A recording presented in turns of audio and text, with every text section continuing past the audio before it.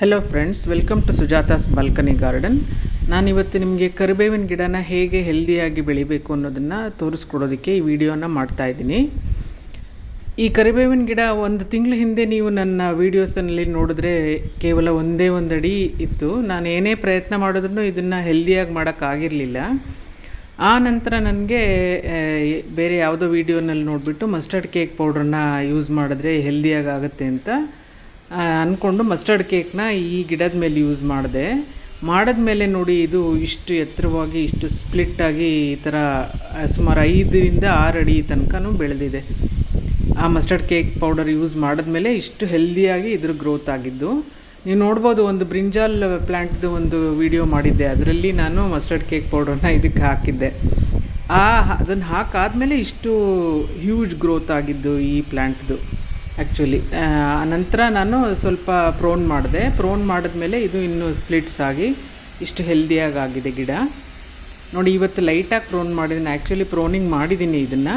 ಹೀಗೆ ನಾವು ಕರಿಬೇವಿನ ಗಿಡನ ಪ್ರೋನಿಂಗ್ ಮಾಡ್ತಾ ಇದ್ದಷ್ಟು ಅದು ಜಾಸ್ತಿ ಅಗಲವಾಗ್ತಾ ಹೋಗುತ್ತೆ, ಹೆಚ್ಚು ಹೆಚ್ಚು ಎಲೆಗಳನ್ನ ಬೆಳೀತಾ ಹೋಗುತ್ತೆ, ಸ್ಪ್ಲಿಟ್ಸ್ ಆಗ್ತಾ ಹೋಗುತ್ತೆ.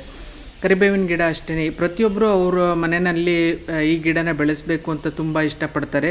ಫ್ರೆಶ್ ಆಗಿ ಕಿತ್ಕೊಂಡು ಅಡುಗೆಗೆ ಹಾಕಿದ್ರೆ ಅದರ ಸ್ಮೆಲ್ ಬಹಳ ಚೆನ್ನಾಗಿರುತ್ತೆ. ನಾವು ಹಾಗೇನೂ ಸೇವನೆ ಮಾಡೋದಕ್ಕೂ ಬ್ಲಡ್ ಪ್ರೆಷರ್ ಇರೋರಾಗಲಿ ಶುಗರ್ ಇರೋರಾಗಲಿ ಇದನ್ನು ಯೂಸ್ ಮಾಡಬಹುದು. ನಾನು ಇವತ್ತು 3 ಫರ್ಟಿಲೈಸರ್ಗಳನ್ನ ಇದಕ್ಕೆ ಯೂಸ್ ಮಾಡ್ತಾಯಿದ್ದೀನಿ. ಮೊದಲನೇದಾಗಿ ಎಪ್ಸಮ್ ಸಾಲ್ಟ್, ಮತ್ತು ಸ್ವಲ್ಪ ಕೌಡಂಗ್, ಇದು ಶೀಪ್ ಡಂಗ್, ಇದನ್ನು ಯೂಸ್ ಮಾಡ್ತಾಯಿದ್ದೀನಿ. ಮತ್ತು ಇದು ಮಸ್ಟರ್ಡ್ ಕೇಕ್ ಪೌಡರ್ ಹೇಳಿದ್ನಲ್ಲ, ನಾನು ಒಟ್ಟಿಗೆ ತರಿಸಿಟ್ಕೊಂಡಿದ್ದೀನಿ ಮಸ್ಟರ್ಡ್ ಕೇಕ್ ಪೌಡರ್ನ. ನಾನು ಪ್ರತಿಯೊಂದು ಗಿಡಗಳಿಗೂ ಸಹ ಇದನ್ನು ಯೂಸ್ ಮಾಡ್ತೀನಿ. ಮಸ್ಟರ್ಡ್ ಕೇಕ್ ಪೌಡರ್ ಒಂದು 2 ಸ್ಕೂಪಷ್ಟು ಇವತ್ತು ಕರಿಬೇವಿನ ಗಿಡಕ್ಕೆ ನಾನು ಹಾಕ್ಕೊಳ್ತಾ ಇದ್ದೀನಿ. ಇದನ್ನು ಒಂದು 2-3 ಅವರ್ಸ್ ಮುಂಚೆನೇ ನೆನೆಸಿಟ್ಕೊಳ್ಬೇಕು. ನೆನೆಸಿಟ್ಕೊಂಡಷ್ಟು ಇದು ನೀವು ನೆನೆಯಕ್ಕೆ ಬಿಟ್ಟಷ್ಟು ಇದು ತಿಕ್ಕಾಗ್ತಾ ಹೋಗುತ್ತೆ. ಲಿಕ್ವಿಡ್ ಫರ್ಟಿಲೈಸರ್ ಇದು ತಿಕ್ಕಾದಷ್ಟು ಅದರ ಎಫೆಕ್ಟಿವ್ನೆಸ್ ತುಂಬ ಜಾಸ್ತಿ ಇರುತ್ತೆ. ಇದು ಒಂಥರ ಪ್ರೋಟೀನ್ ರಿಚ್ ಫುಡ್ ಕರಿಬೇವಿನ ಗಿಡಕ್ಕೆ. ಯಾವುದೇ ಆಗಲಿ ಹೂವು ಬಿಡೋ ಗಿಡಗಳಿಗಂತೂ ಇದು ತುಂಬ ಒಂಥರ ರಾಮಬಾಣ ಇದ್ದಂಗೆ. ನೀವು ಹೆಚ್ಚಾಗಿ ಕೊಟ್ಟಷ್ಟು ಅಷ್ಟೇ ಹೂಗಳನ್ನು ನೀವು ಪಡ್ಕೊಳ್ಬೋದು. ವೆಜಿಟೇಬಲ್ ಪ್ಲ್ಯಾಂಟ್ಸ್ಗೆ ಆಗಲಿ ಯಾವುದಕ್ಕೆ ಆಗಲಿ. ಈ ಎಪ್ಸಮ್ ಸಾಲ್ಟ್ನ ನಾವು 2 ಥರನೂ ಕೊಟ್ಕೋಬೋದು. ಹಾಗೇನೂ ಕೊಟ್ಕೋಬೋದು ಗಿಡಕ್ಕೆ, ಇಲ್ಲ ಈ ರೀತಿ ಲಿಕ್ವಿಡ್ ಆಗೂ ಕೊಟ್ಕೋಬೋದು. ಎಪ್ಸಮ್ ಸಾಲ್ಟ್ ಅಂದರೆ ಮೆಗ್ನೀಷಿಯಮ್ ಸಲ್ಫೇಟ್ ಅಂತ ಕರೀತಾರೆ. ಸೊ ಇದರಲ್ಲಿ ಎಸೆನ್ಷಿಯಲ್ ನ್ಯೂಟ್ರಿಯೆಂಟ್ಸ್ ಎಲ್ಲ ಇರುತ್ತೆ. ಗಿಡ ಏನಾದರೂ ಸ್ಟ್ರೆಸ್ಸಲ್ಲಿದ್ದರೆ ಅಕಸ್ಮಾತ್ ಅದನ್ನು ಹೊರಗೆ ತರಬೇಕು ಅಂತ ಅಂದರೆ, ಆ ಸ್ಟ್ರೆಸ್ಸಿಂದ ಹೊರಗೆ ತರಬೇಕು ಅಂದರೆ ಈ ಎಪ್ಸಮ್ ಸಾಲ್ಟ್ ರಾಮಬಾಣ ಆಗಿ ಕೆಲಸ ಮಾಡುತ್ತೆ. ಇದನ್ನು ಹಾಗೆ ಗಿಡಕ್ಕೆ ಸ್ಪ್ರೇನೂ ಮಾಡ್ಬೋದು. ಗಿಡದ ಸುತ್ತಲೂ ನಾವು ಹಾಕ್ಕೊಂಡು ಪೌಡರ್ ಥರ ನಾವು ಹಾಕ್ಲಬಹುದು. 2 ಥರನೂ ಯೂಸ್ ಮಾಡ್ಕೋಬೋದು. ಇದು ಅಷ್ಟೇ, ಪೌಡರ್ ಆಗು ಕೊಡ್ಬೋದು, ಲಿಕ್ವಿಡ್ ಆಗು ಕೊಡ್ಬೋದು. ಬಟ್ ಲಿಕ್ವಿಡ್ ಆಗಿ ಕೊಟ್ಟವಾಗ, ಲಿಕ್ವಿಡ್ ಫರ್ಟಿಲೈಸರ್ ಆಗಿ ಕೊಟ್ಟವಾಗ ಅದರ ಎಫೆಕ್ಟಿವ್ನೆಸ್ ಜಾಸ್ತಿ ಇರುತ್ತೆ.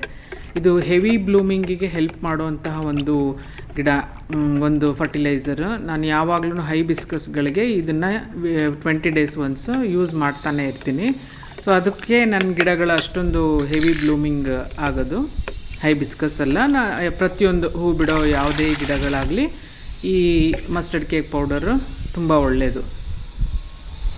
ಬನ್ನಿ ಇದನ್ನು ಯಾವ ರೀತಿ ಗಿಡಗಳಿಗೆ ಕೊಡ್ಬೋದು ಅಂತ ನೋಡೋಣ. ಫಸ್ಟು ನಾನು ಈ ಶೀಪ್ ಡಂಗ್ ಅಥವಾ ಕೌಡಂಗ್ ಯಾವುದಾದ್ರೂ ಆಯಿತು, ಮೊದಲು ಸ್ವಲ್ಪ ಮಣ್ಣನ್ನು ಲೂಸ್ ಮಾಡಿಕೊಂಡು ಈ ರೀತಿ ಒಂದು 2-3 ಹಿಡಿಯಷ್ಟು ಕೊಟ್ಕೊಳ್ತೀನಿ ಕೌಡಂಗ್ನ. ಯಾವುದೇ ಗಿಡಕ್ಕಾಗಲಿ ಕೌಡಂಗ್ ಯಾವುದೇ ಅಡ್ವರ್ಸ್ ಎಫೆಕ್ಟ್ ಆಗೋಲ್ಲ. ಪ್ರತಿಯೊಂದು ಗಿಡಗಳಿಗೂ ನಾವು ಮಂತ್ಲಿ ಒನ್ಸ್ ಒಂದು 2 ಹಿಡಿ ಕೌಡಂಗ್ ಕೊಡಲೇಬೇಕು. ನಂತರ ಈ ಮಸ್ಟರ್ಡ್ ಕೇಕ್ ಪೌಡರ್ ನಾವು ಡೈಲ್ಯೂಟ್ ಮಾಡ್ಕೊಂಡಿರ್ತೀವಲ್ಲ ಅದನ್ನು 1 ಮಗ್ ಹಾಕಬೇಕು ಗಿಡಕ್ಕೆ. ನೀವು 15 days ಒನ್ಸ್ ಹಾಕ್ತಾ ಇದ್ದಷ್ಟು ಇದು ಗಿಡದ ಗ್ರೋತನ್ನು ಹೆಚ್ಚು ಮಾಡ್ತಾ ಹೋಗುತ್ತೆ. ಇದರಲ್ಲಿ ಎಲ್ಲ ಎಸೆನ್ಷಿಯಲ್ ನ್ಯೂಟ್ರಿಯೆಂಟ್ಸನ್ನು ಈ ಮಸ್ಟರ್ಡ್ ಕೇಕ್ ಪೌಡರಲ್ಲಿದೆ. ಇದು ಒಂಥರ ಪ್ರೋಟೀನ್ ರಿಚ್ ಫುಡ್ ಗಿಡಗಳಿಗೆ. ಎಷ್ಟು ಒಳ್ಳೆ ಒಂದು ಲಿಕ್ವಿಡ್ ಫರ್ಟಿಲೈಸರ್ ಅಂತ ಅಂದರೆ, ಎಲ್ಲ ರೀತಿ ಗಿಡಗಳಿಗೆ, ಮಲ್ಲಿಗೆ ಗಿಡ ಆಗಲಿ, ಕರಿಬೇವಿನ ಗಿಡ ಆಗಲಿ, ಹೂ ಬಿಡುವಂಥ ಯಾವುದೇ ಗಿಡಗಳಾಗಲಿ, ಈ ವೆಜಿಟೇಬಲ್ಸ್ ಗಿಡಗಳಾಗಲಿ, ಪ್ರತಿಯೊಂದು ಗಿಡಗಳಿಗೂ ಈ ಮಸ್ಟರ್ಡ್ ಕೇಕ್ ಪೌಡರ್ ಲಿಕ್ವಿಡ್ ಆಗು ಕೊಡ್ಬೋದು. ನಾವು ಹಾಗೆ ಪೌಡರ್ ಬೇಸಾಗೂ ಪೌಡರ್ ರೂಪದಲ್ಲೂ ಸಹ ಕೊಡಬಹುದು. ನೋಡಿ ಎಷ್ಟು ಹೆಲ್ದಿಯಾಗಿ ಬೆಳೆದಿದೆ ಗಿಡ, ನೋಡೋದಕ್ಕೆ ಒಂದು ರೀತಿ ಖುಷಿ ಆಗುತ್ತೆ. ಆ್ಯಕ್ಚುಲಿ ನನಗೆ ಮಸ್ಟರ್ಡ್ ಕೇಕ್ ಪೌಡರ್ ಇಷ್ಟೊಂದು ಎಫೆಕ್ಟಿವ್ ಆಗಿರುತ್ತೆ ಅಂತ ನನಗೆ ಗೊತ್ತೇ ಇರಲಿಲ್ಲ. ನಾನು ಇಷ್ಟು ವರ್ಷದಿಂದ ಗಾರ್ಡನಿಂಗ್ ಮಾಡ್ತಾಯಿದ್ರೂ ನನಗೆ ಇದ್ರ ಬಗ್ಗೆ ಗೊತ್ತೇ ಇರಲಿಲ್ಲ. ಹೀಗೆ ಎಪ್ಸಮ್ ಸಾಲ್ಟ್ನ ಈ ಥರ ಸ್ಪ್ರೇ ಮಾಡೋದ್ರಿಂದ ಏನೇ ಎಸೆನ್ಷಿಯಲ್ ನ್ಯೂಟ್ರಿಯೆಂಟ್ಸ್ ಇದ್ರೂ ಅದು ಎಲೆಗಳ ಮೂಲಕ ಗಿಡಕ್ಕೆ ತಲುಪುತ್ತೆ. ಆವಾಗ ಗಿಡ ಈ ಯಾವುದೇ ಒಂದು ರೀತಿ ಸ್ಟ್ರೆಸ್ಸಲ್ಲಿದ್ರೂ ಆ ಸ್ಟ್ರೆಸ್ಸಿಂದ ಹೊರಗೆ ಬರೋದಕ್ಕೆ ಈ ಸ್ಪ್ರೇ ಮಾಡೋದ್ರಿಂದ, ಎಪ್ಸಮ್ ಸಾಲ್ಟ್ ಸ್ಪ್ರೇ ಮಾಡೋದ್ರಿಂದ ಹೆಲ್ಪ್ ಆಗುತ್ತೆ.